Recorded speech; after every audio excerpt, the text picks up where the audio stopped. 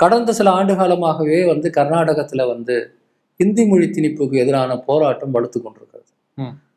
கடந்த 2 வாரத்துக்கு முன்னாடி கூட அங்கே 2 பெரிய போராட்டங்கள் நடந்தது.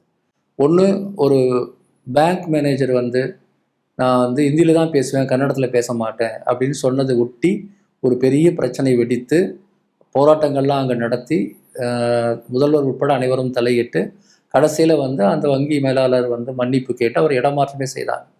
அது நடந்தது.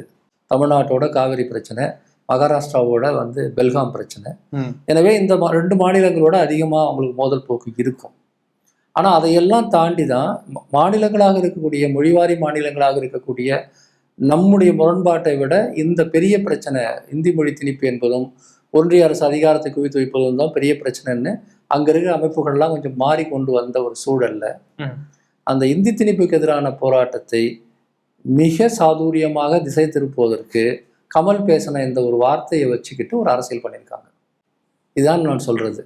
அதாவது பெங்களூரில் இருக்கக்கூடிய, கர்நாடகத்தில் இருக்கக்கூடிய பிஜேபி அதனுடைய சார்பாளர்கள் வந்து இதை ஊதி பெருக்கி இதை வந்து அங்கே இருக்கக்கூடிய முதல்வர் சித்தராமையாவுக்கோ அல்லது காங்கிரஸ் கட்சிக்கோ வந்து ஒரு பெரிய சங்கடமாக உருவாக்கி, இந்த மாதிரி போட்டின்னு வந்துட்டா, கன்னட மொழியை காப்பாற்றும் போட்டின்னு வந்துட்டா யாரும் வந்து இதில் அரசியல் இருக்குன்னு சொல்லக்கூட மாட்டாங்க, உடனே வந்து களத்தில் குதிச்சிருவாங்க.